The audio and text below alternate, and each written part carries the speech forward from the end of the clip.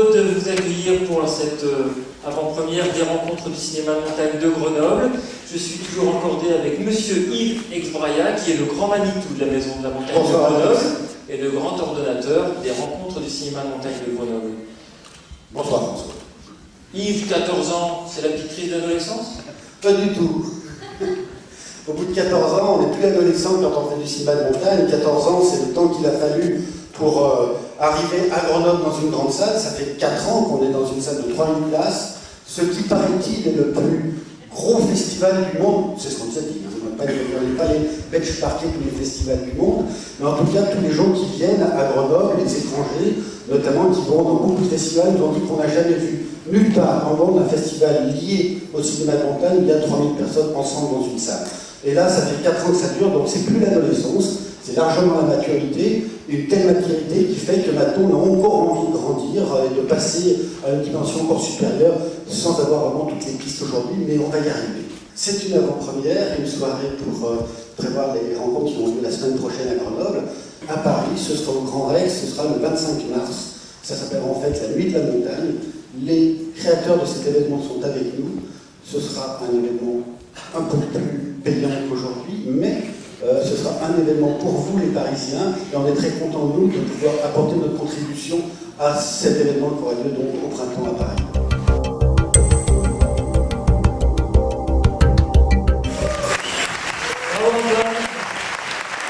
Bonsoir. C'est quoi alors l'extrême maîtrisé? Ça, c'est un concept qui nous intéresse. Je sais pas, ça c'était l'extrême à peu près maîtrisé, voilà. Ça nous a beaucoup éclairé. Qu'est-ce qui est le plus difficile? Parce que là, effectivement, on vous voit passer d'un jouet à l'autre. On a vraiment l'impression que ce sont des jouets pour vous, d'une activité à l'autre. Mais qu'est-ce qui est le plus difficile à un moment donné? C'est de se perfectionner dans les différentes activités, c'est de trouver la bonne météo, c'est de déterminer sur le terrain. J'étais content, là, on a retrouvé notre ami Bastoun, pour ceux qu'on se souvient l'année dernière, c'était intéressant de notre ami Bastoun. C'est quoi le plus difficile de combiner et de faire vos combos? La difficulté, on la trouve, mais ce qu'on recherche, c'est vraiment d'élargir notre pratique, de l'améliorer, de prendre plus de plaisir en combinant différentes pratiques qu'on maîtrise déjà auparavant depuis des années en fait. On n'improvise pas ce genre de choses, mais voilà, c'est des choses qui ont mûri dans nos têtes petit à petit, et puis un jour on a dit allez, on essaye, et puis on s'amuse vraiment bien. Et l'idée à un moment donné, c'est de parcourir les plus grandes distances possibles en changeant d'engin régulièrement, c'est de sauter d'une montagne à l'autre, c'est d'aller d'un massif à l'autre. Il n'y a pas de... L'idée, c'est de se faire plaisir. Alors après, voilà, on improvise. Quand on est chez nous et que la neige elle est de l'autre côté de la vallée, on va de l'autre côté de la vallée. Et puis si on est chez les copains et que la neige elle est juste un peu plus haut, on monte un peu plus haut. Voilà, on fait en fonction de ce qu'on voit, ce qui nous attire. Et puis voilà, il y a une part d'improvisation, il y a une part de préparation qui est super importante. Il y a toute l'expérience, mais après voilà, il y a un petit côté improvisation. En fait, ce qui nous guide vraiment, c'est les éléments, c'est l'air, c'est la météo, c'est la neige, c'est ça. Voilà, aujourd'hui le vent, il va nous pousser dans telle direction. Ok, on se retrouve au-dessus de telle montagne, et puis voilà, ça vient naturellement. Ok, on va se poser là, quoi.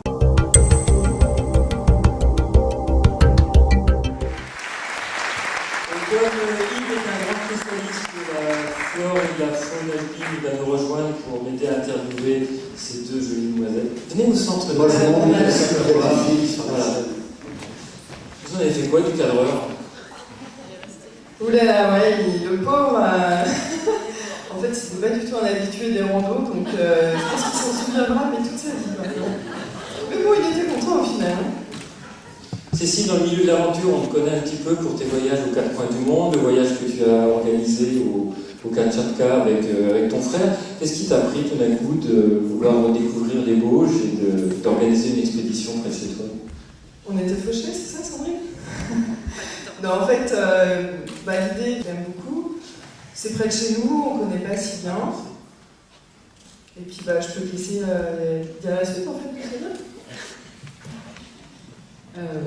Non, l'idée, il y en a certainement beaucoup qui connaissent ici, hein, c'est qu'il y a peut-être 5-6 ans, un peu plus, dans un magazine de montagne bien connu, est sorti les 14 000 débauches. Et puis depuis, ça a un petit peu monté en tension entre les co-gestionnaires des réserves, parce qu'en fait ils sont 3, et puis certains sportifs qui font des trails un petit peu partout, et puis comme on peut s'en apercevoir dans le film, et en fait il y a quelques petites zones où notamment les scientifiques qui font des recherches aimeraient conserver un petit peu intact et que personne n'y passe. Plutôt que de griller les trailers qu'elle est enchaîner tous les sommets, c'était plutôt prévenir un petit peu la zone. Et votre souci, c'était quand même de passer l'information, ou vous avez découvert ça au fur et à mesure du montage du projet? Au fur et à mesure du montage du projet, on l'a découvert parce qu'on s'est renseigné justement sur des itinéraires des trailers, et c'est là qu'on a vu qu'il y avait quand même un petit problème entre les trailers et puis le parc, et puis les co-gestionnaires. Donc là, on s'est renseigné. Puis après, nous, c'est vrai que pourquoi les Vosges, je vais pas si loin. D'habitude, on voyage. Bon, voilà, si c'est Kamchatka, c'est à l'autre bout du monde, on ne sait même pas trop où c'est. Moi, j'ai souvent été en Afrique, en Amérique du Sud, au Népal, et puis finalement, on avait envie de se dire on peut voyager à côté de chez nous, sans aller très loin, en s'immergeant complètement, en réinventant un petit peu la vie d'une autre manière, et puis en respectant tout ça, c'est possible en fait.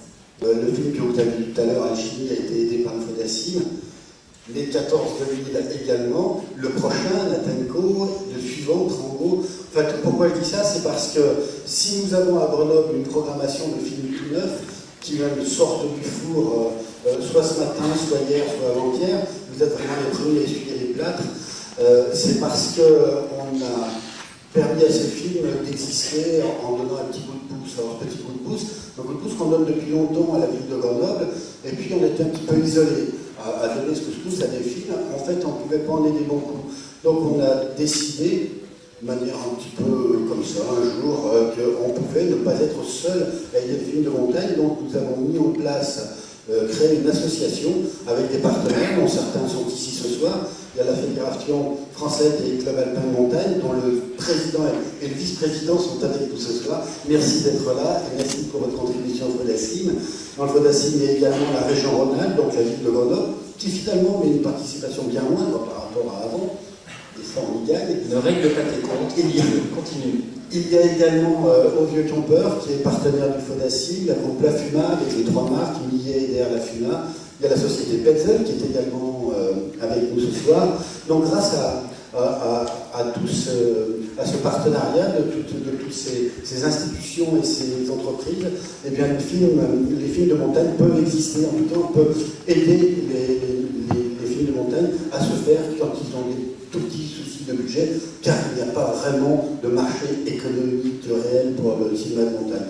Et j'ajoute que le FODACIM, vous pouvez le trouver sur internet, fodacim.fr, et vous pouvez trouver là un moyen de payer en ligne de donner votre écran, puisque c'est ouvert au public, et plus le public passionné nous aidera à faire des films, ou aidera les gens qui font des films à les faire, et bien plus on en aura, et plus on pourra avoir des événements comme celui que vous avez ce soir.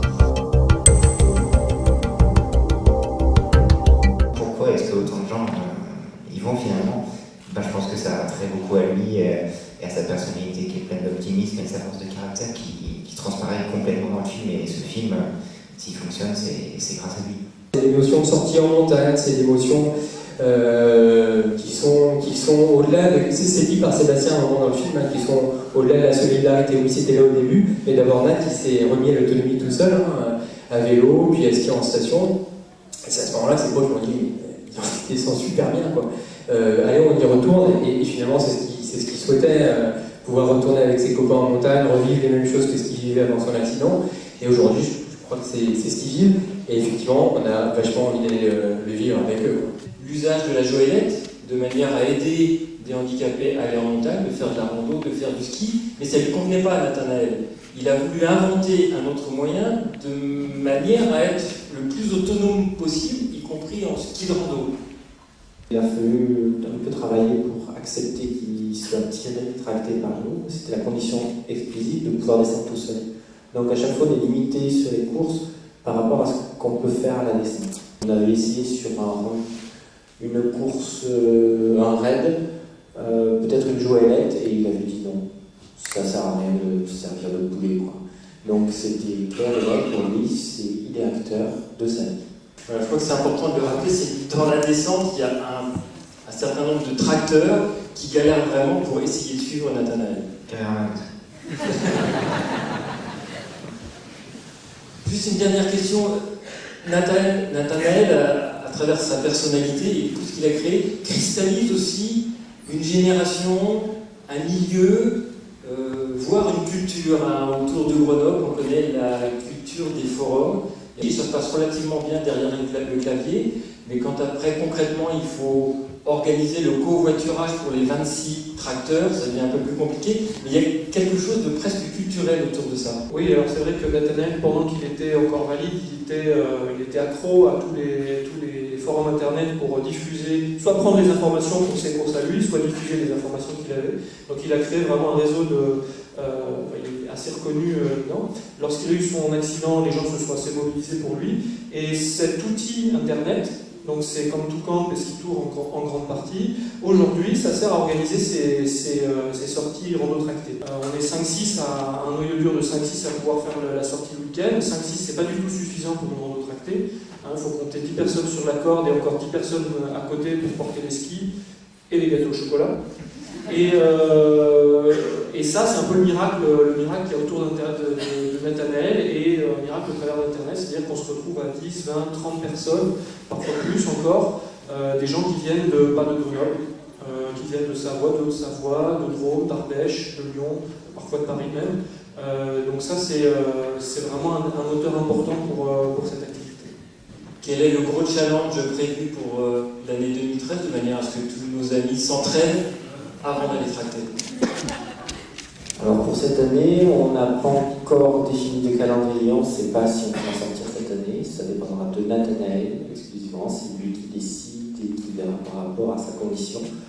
Et sinon, c'est toujours possible par l'association Natalco, donc il y a un site sur internet, de savoir ce qu'on va faire, où on va aller. Et bien sûr, généralement, donc, comme disait Eric, on a un noyau dur, qui savent comment faire maintenant pour monter, parce que ça a été compliqué la première fois. Et après, toutes les bonnes volontés sont les bienvenues, et souvent ça finit par plus de monde qu'on ne connaît pas au début, et à la fin, on se retrouve avec plus d'adresses de copains, c'est bien sympa. Il y a un autre bon défi qui attend Nathanaël, c'est qu'il va être papa. Comme Nathanaël n'est pas parmi nous ce soir, vous lui transmettrez qu'il nous a fait rêver ce soir. Merci à vous.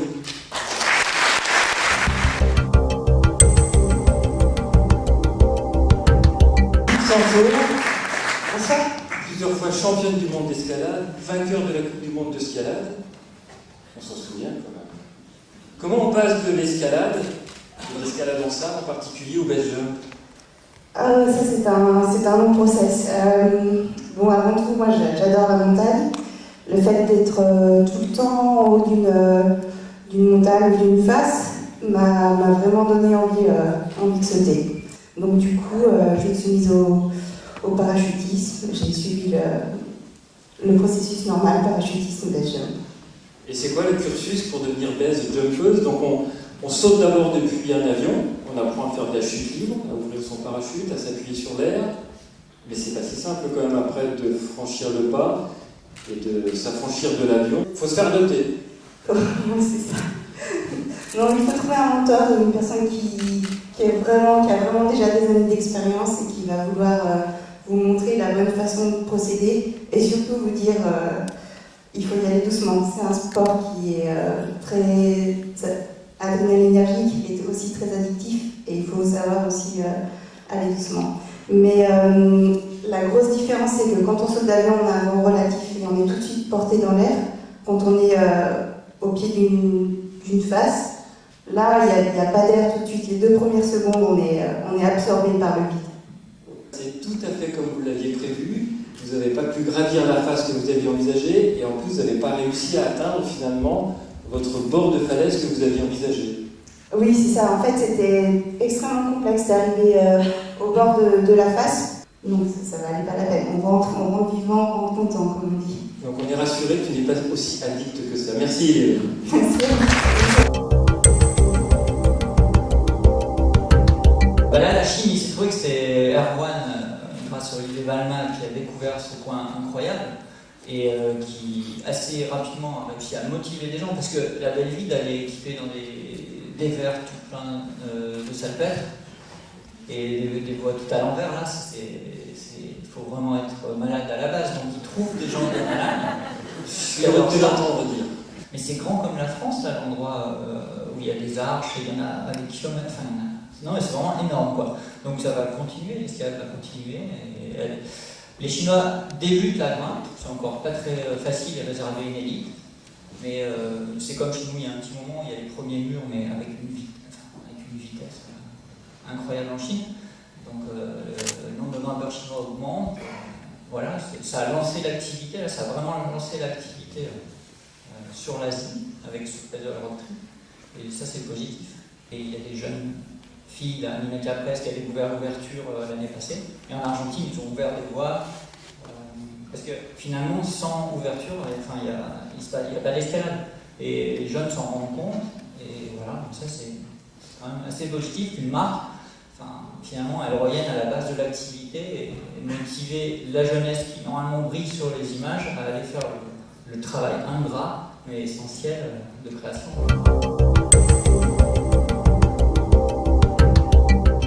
Qu'est-ce qui se passe quand on essaye de mettre les pieds sur une highline alors qu'on a très bien appris à marcher à 20 cm du sol, on a à peu près dominé le mouvement de ballon, et tout d'un coup on monte, ça a l'air d'être le même exercice, et puis on est vraiment de tout cœur avec ceux qui tentent de mettre un pied devant l'autre qui n'y arrivent pas au départ. Qu'est-ce qui se passe là en hauteur? La peur. Et dans sa tête, on ne sait pas trop ce qui se passe. Enfin, d'un seul coup, on se dit, mais c'est pas normal qu'on soit là. Donc, on se dit, il y a un truc qui va pas. Donc, il faut se rassurer soi-même. Et puis après, on se dit, allez, j'arrive à y faire en bas. Je vais pouvoir y faire à quelques centaines de mètres du sol. Et puis, on rentre dans un combat avec soi-même. C'est-à-dire que le défi, c'est pas de dire, allez, je vais épater les copains, je vais franchir la ligne. Non, c'est ma première étape, ça va être de me lever, de faire un pas, puis un autre, et encore un autre, et ainsi de suite. Il y en a qui vont vouloir regarder en face pour en sortir le plus vite possible. D'autres qui vont chercher à regarder la ligne parce que c'est ce qu'ils font au sol. Et puis d'autres qui vont chercher à se retourner, à aller se cacher dans les bois. À la hauteur, on peut rajouter on peut rajouter la longueur de la line. C'est Théo qui l'a depuis à peu près un mois avec 110 mètres. Et dans le monde, on est à 137 mètres. Bravo Théo. C'est slackline.org. Et donc c'est pour initier les gens à la slackline et s'ils le veulent, aller en montagne pour le faire au-dessus du vide. On n'est pas obligé d'être grenoblois pour faire partie de l'association. On a des adhérents qui sont à Poitiers, Paris, voilà quoi. Mais ça se passe à Grenoble. L'association est à Grenoble. L'association est à Grenoble, mais c'est ouvert à tout le monde et on vous encourage à venir visiter notre site et à discuter sur la pratique, les lieux, voilà. Sinon, rendez-vous donc du 19 au 23 novembre à Grenoble et le 25 mars au Grand Rex à Paris. Ah, ils sont beaux, là ils sont beaux. Allez, c'est ça. Merci à tous, restez quelques minutes pour le clip d'anniversaire et après à table. Et merci à François qui nous a fait une présentation remarquable ce soir. Et pour une fois, et qu'on va embaucher toute la semaine à Grenoble.